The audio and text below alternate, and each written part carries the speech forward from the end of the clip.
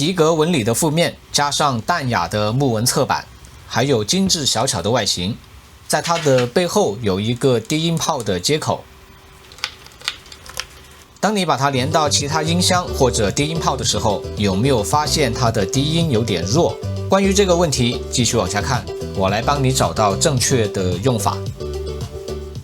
这些是 S880 MK2 的所有配件：一份说明书、一个遥控器、一根副音箱连接线、一根电源线、一根 USB 线、一根模拟音频传输线。遥控器有内置电池，是触摸操作的。副音箱的连接线差不多有300厘米的长度，电源线差不多有150厘米的长度，模拟音频线长度接近170厘米， USB 线长度差不多150厘米，是一根双 C 口的线，还配了一个 C 口转 A 口的连接器。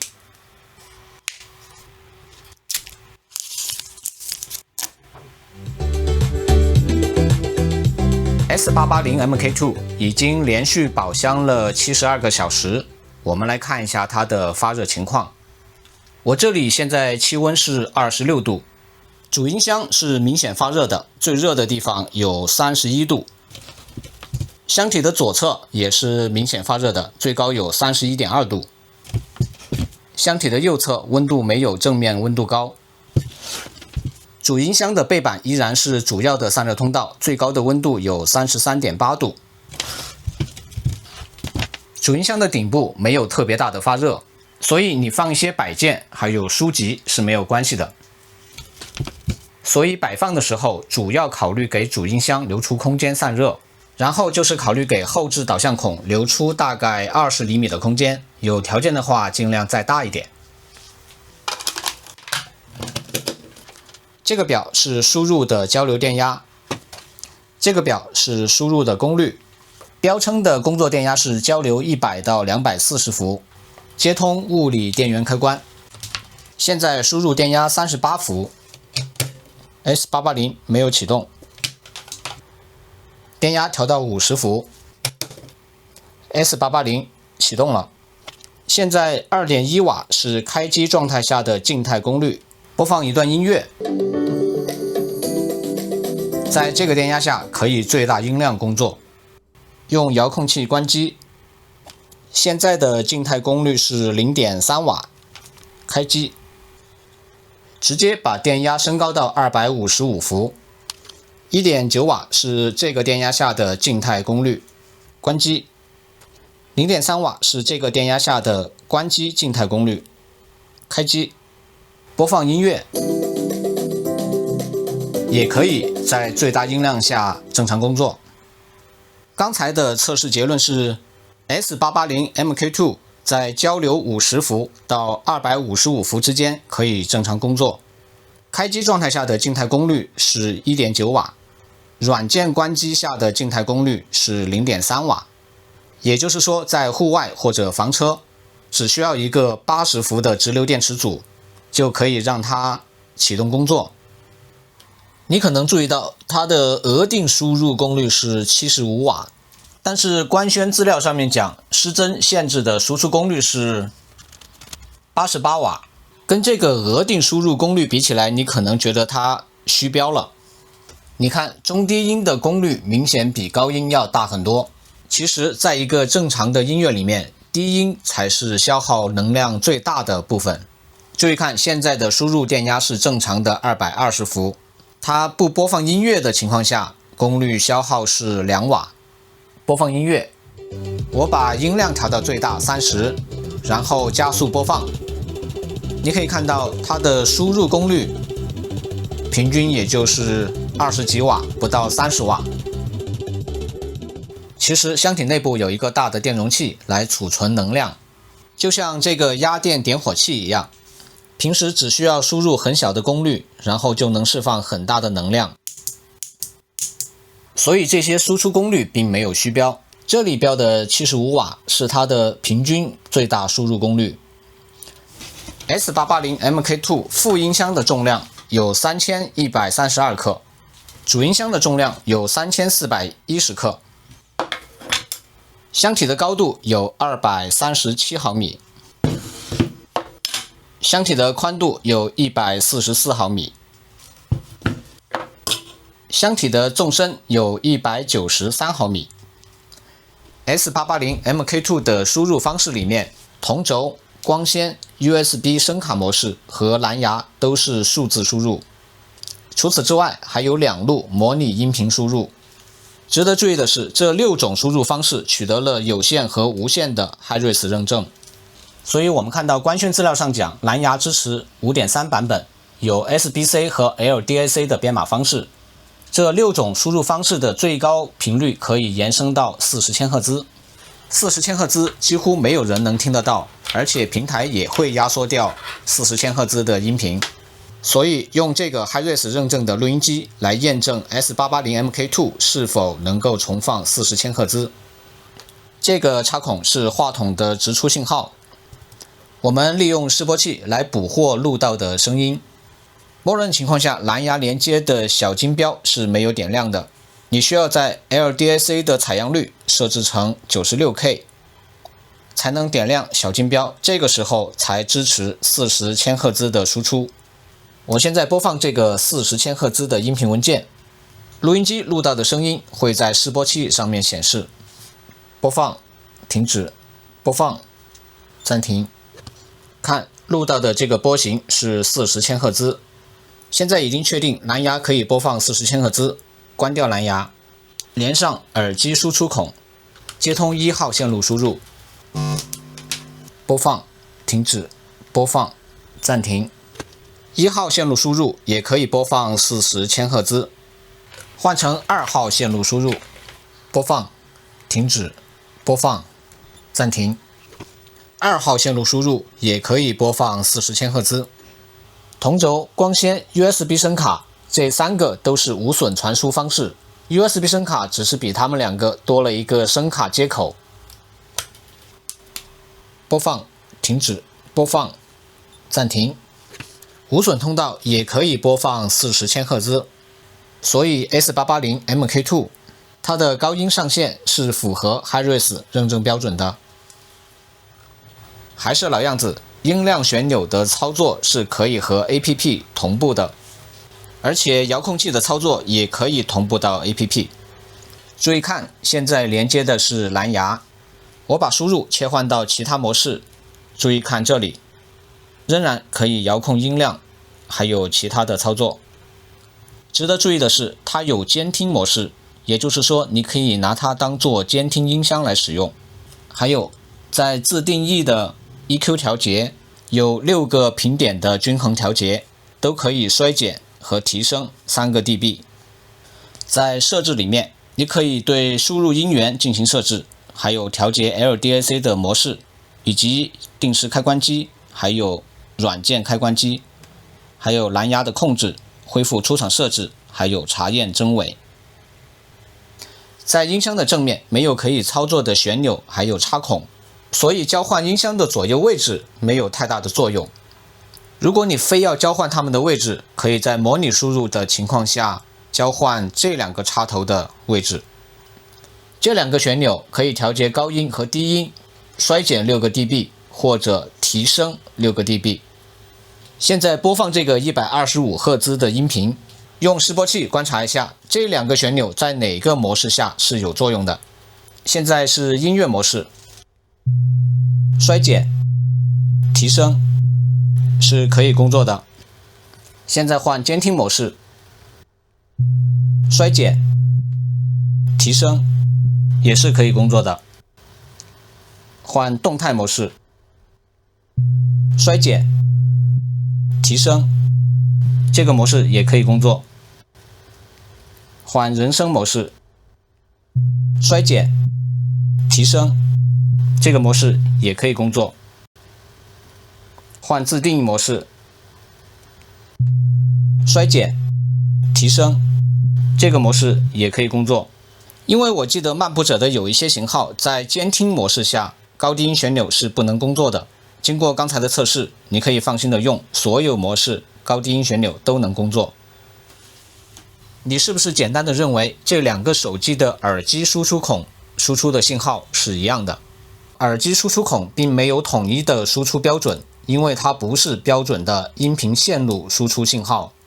这两个手机都添加了同一个音频文件，是负 0.1 dBFS 的最大数字音量。把两个手机的音量都开到最大，播放，播放，暂停，暂停。iPhone 测到有988毫伏，华为测到有584毫伏。同样的最大数字音量，在耳机输出孔输出的电压却是不相同的。华为的耳机输出超过了1号通道的输入灵敏度， iPhone 的耳机输出超过了2个输入通道的输入灵敏度。现在黄色波形是发送给音箱的测试信号，青色波形是录音机录到的返回信号。音箱的音量开到最大。对于1号线路输入，注意看这里，输入信号超过500毫伏以后，回路的声音不再变大，也就是说，音箱对超过500毫伏的信号限制了输出的音量大小，但是并没有失真。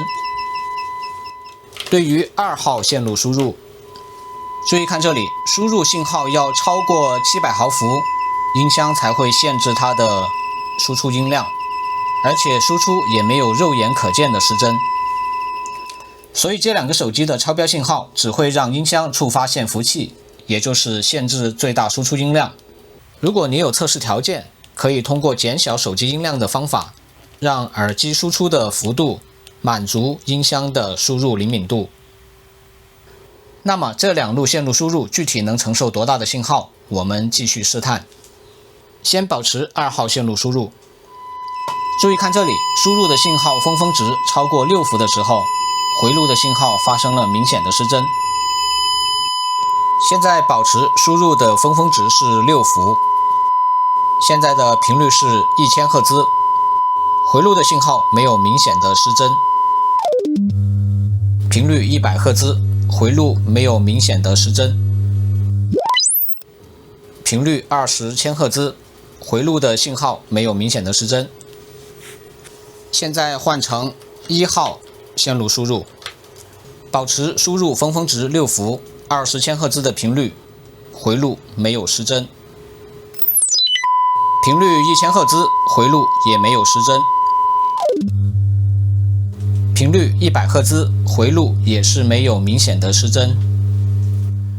所以 S880MK2 的2个模拟输入口最大可以承受峰值6伏的输入信号，这个信号是远大于正4 dBu 和负10 dBV 的。这就意味着你几乎可以无脑的对接大多数的民用和专业音频信号。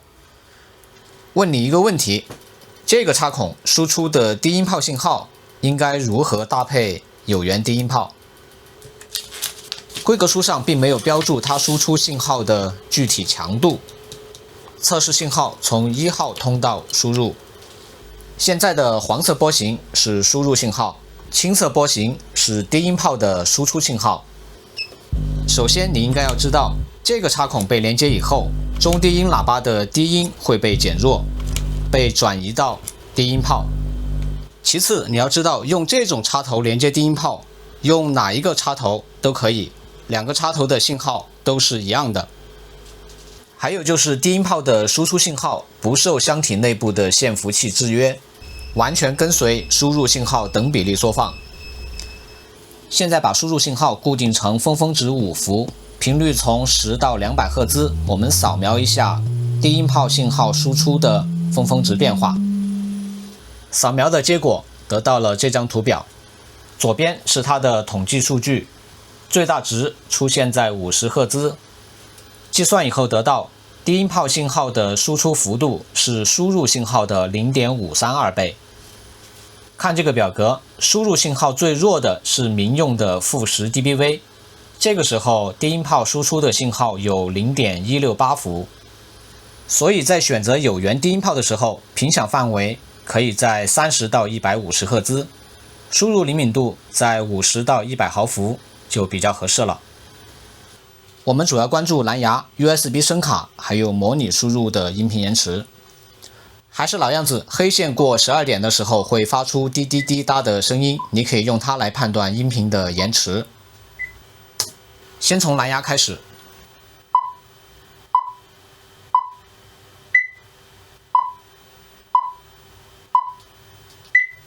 现在是 USB 声卡的延迟。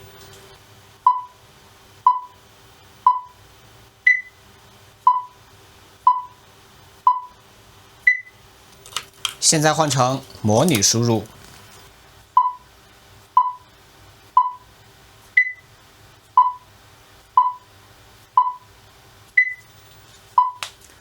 规格书上面讲，它的低音下潜是到50赫兹，所以还是测量这5个频点的最大声压级。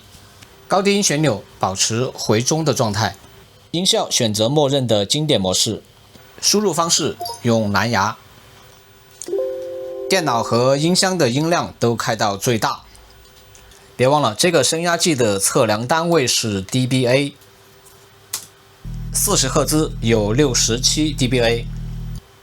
55赫兹有71 dBA， 125赫兹有90 dBA， 1000赫兹有101 dBA， 8000赫兹有97 dBA。 这个测试结果是漫步者音箱的常规表现。如果你觉得低音稍微有点弱，别忘了这个旋钮还有 APP 里的自定义模式，还能对高低音进行调节。完整试听，音效还是选择经典模式，高低音旋钮保持回中。这个角度播放蓝牙输入，这个角度播放模拟输入。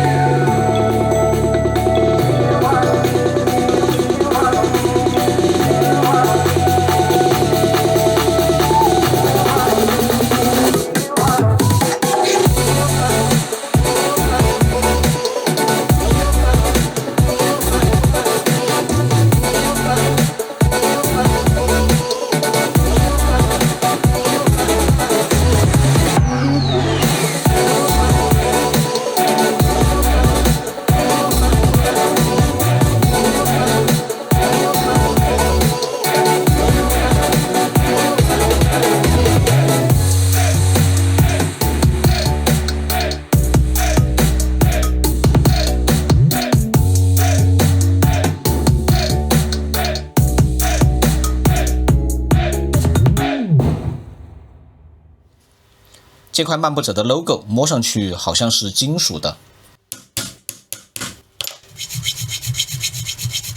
确定了，它是一个铝合金的材质。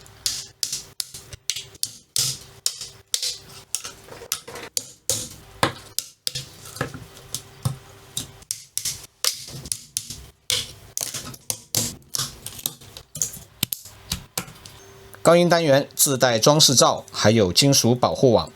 因为里面的钛膜球顶会比较脆弱，所以需要得到保护。而且高音单元是通过这个插销和箱体固定的，并没有安装螺丝。中低音单元的这个装饰盖是打胶固定的，没办法无损拆解。这一层皮革纹理是一个贴膜，贴膜的厚度有 0.6 毫米。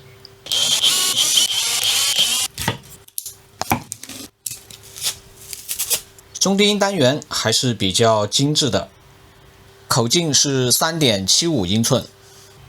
听这个声音，中间这个盖子猜测是金属的。刮开这个涂层，中低音单元的振膜是铝合金的。从这个角度能看到它的音圈直径还是比较大的，而且行程也比较长。中低音喇叭的重量有861克，高音喇叭的重量有 77.5 克。高音喇叭看不见标注的信息，低音喇叭标注的信息，它的阻抗应该是4欧，实测交流阻抗是5.3欧。高音喇叭1000赫兹阻抗4.2欧，10000赫兹阻抗也是4.2欧。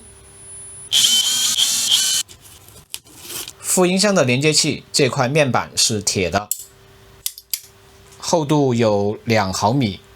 这个5 pin 的连接器只用了4个引脚，而且内部的密封做的是相当完好的。导向管是2段开模，内壁同样的是平整而且光滑。导向管的重量有45克。导向管的截面还是有足够的厚度的，厚度有 2.4 毫米。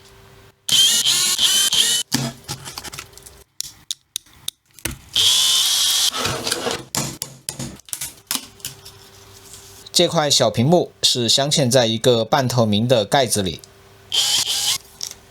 这就是箱体正面的那块小屏幕。箱体底面的这个脚垫是硅胶材质，是一个很柔软的硅胶垫，厚度有 2.3 毫米。现在2个箱体都已经拆空了，副音箱还有2080克，主音箱还有1937克。顺便看一下电源和主板的重量，电源模块有192克，主板有353克。主板的背板是一块铝合金板，背板的厚度有 1.9 毫米。同样，这些输入接口在背面都有密封装置。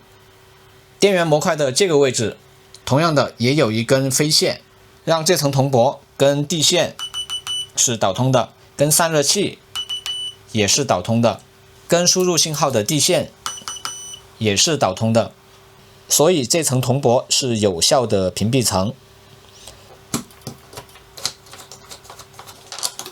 这个是多功能旋钮，这个是高音旋钮和低音旋钮。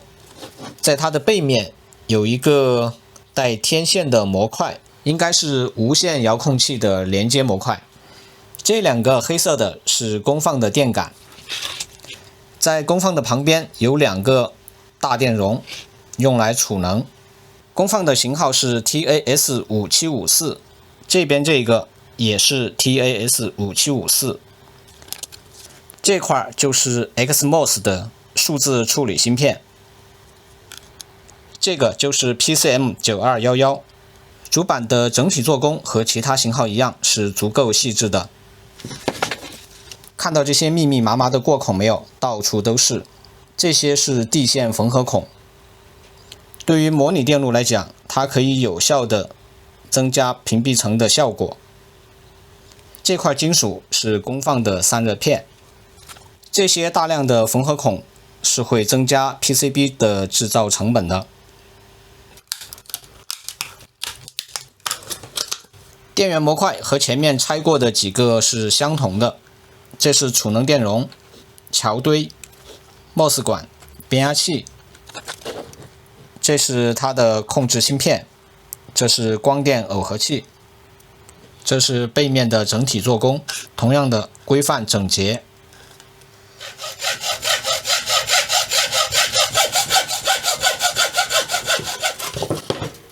这是主音箱，这是副音箱，这是它们的纵向剖面。这边是前面板，前面板的厚度有21毫米。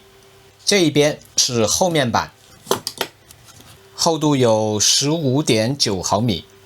这边是底板，厚度也是 15.9 毫米。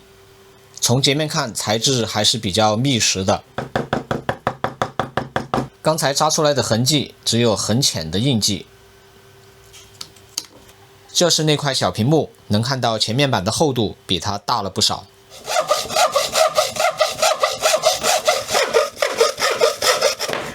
这是木纹侧板的截面，这层贴膜也不薄，有 0.4 毫米。整个侧板也是比较厚的，有18毫米的厚度。把箱体靠近辐射仪，读数没有发生变化。靠近电源模块，读数也没有变化。靠近主板，读数也没有变化。靠近喇叭和其他配件，读数也是没有变化。这个测试意义不大，但是确定了它的内部没有电离辐射的元素。好了，这就是漫步者 S880MK2 的全部拆解和测试。我是机电匠，我们下期见。